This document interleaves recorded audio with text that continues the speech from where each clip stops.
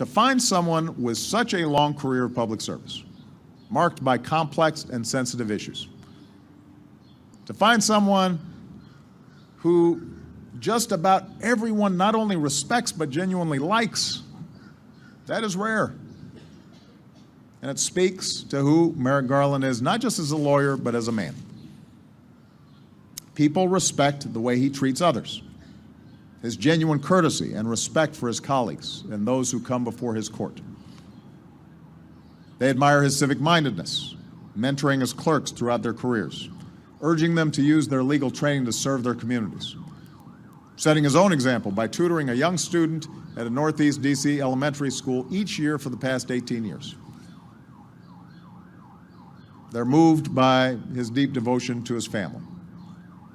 Lynn, his wife of nearly 30 years, and their two daughters, Becky and Jessie. As a family, they indulge their love of hiking and skiing and canoeing and their love of America by visiting our national parks. People respect Merrick's deep and abiding passion for protecting our most basic constitutional rights. It's a passion, I'm told, that manifested itself at an early age. And one story is indicative of this. It's notable. As valedictorian of his high school class, he had to deliver a commencement address. The other student speaker that day spoke first and unleashed a fiery critique of the Vietnam War. Fearing the controversy that might result, several parents decided to unplug the sound system, and the rest of the student's speech was muffled. And Merrick didn't necessarily agree with the tone of his classmates' remarks, nor his choice of topic for that day, but stirred by the sight of a fellow student's voice being silenced, he tossed aside his prepared remarks and delivered instead, on the spot, a passionate, impromptu defense of our First Amendment rights. It was the beginning of a lifelong career as a lawyer and a prosecutor and as a judge devoted to protecting the rights of others. And he has done that work with decency and humanity and common sense and a common touch. And I'm proud that he'll continue that work on our nation's highest court.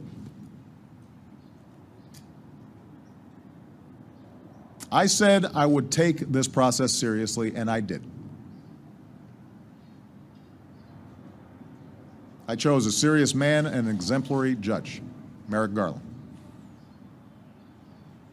Over my 7 years as president, in all my conversations with senators from both parties, in which I asked their views on qualified Supreme Court nominees, and this includes the previous 2 seats that I had to fill, the one name that has come up repeatedly from Republicans and Democrats alike is Merrick Garland.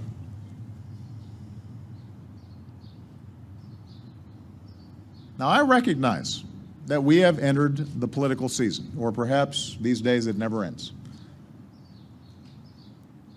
A political season that is even noisier and more volatile than usual. I know that Republicans will point to Democrats who've made it hard for Republican presidents to get their nominees confirmed. And they're not wrong about that. There's been politics involved in nominations in the past, although it should be pointed out that in each of those instances, Democrats ultimately confirmed a nominee put forward by a Republican president. I also know that because of Justice Scalia's outsized role on the court and in American law, and the fact that Americans are closely divided on a number of issues before the court, it is tempting to make this confirmation process simply an extension of our divided politics, the squabbling that's going on in the news every day.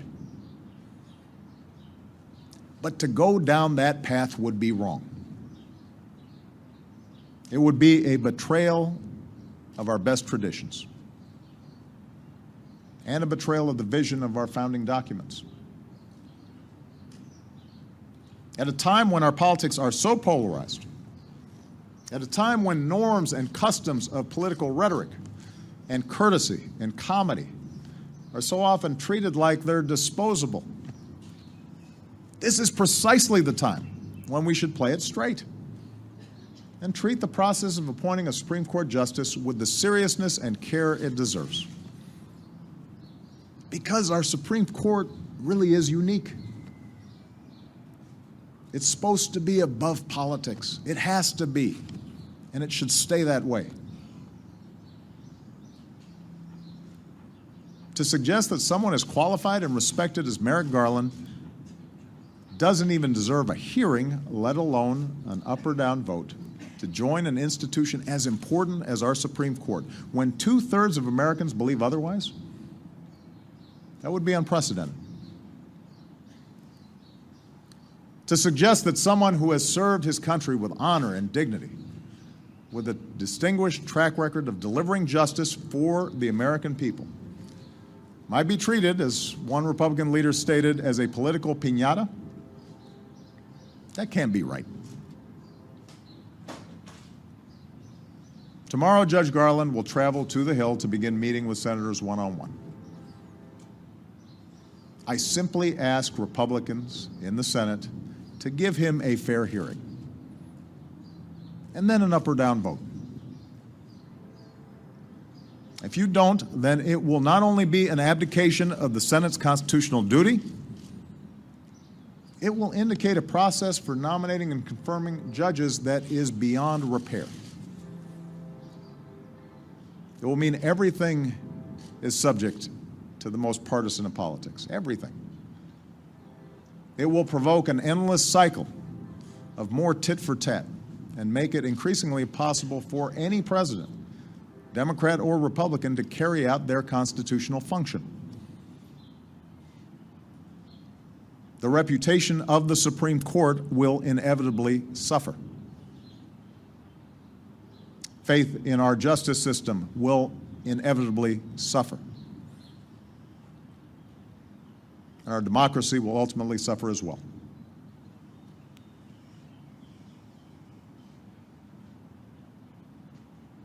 I have fulfilled my constitutional duty. Now it's time for the Senate to do theirs. Presidents do not stop working in the final year of their term. Neither should a senator. I know that tomorrow the Senate will take a break and leave town on recess for 2 weeks.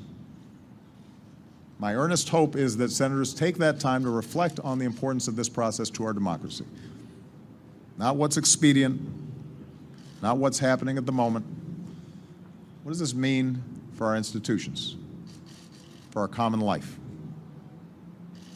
The stakes, the consequences, the seriousness of the job we all swore an oath to do. And when they return, I hope that they'll act in a bipartisan fashion. I hope they're fair. That's all. I hope they are fair, as they did when they confirmed Merrick Garland to the D.C. Circuit. I ask that they confirm Merrick Garland now to the Supreme Court, so that he can take his seat in time to fully participate in its work for the American people this fall. He is the right man for the job. He deserves to be confirmed. I could not be prouder of the work that he has already done on behalf of the American people. He deserves our thanks, and he deserves a fair hearing. And with that, I'd like to invite Judge Garland to say a few words.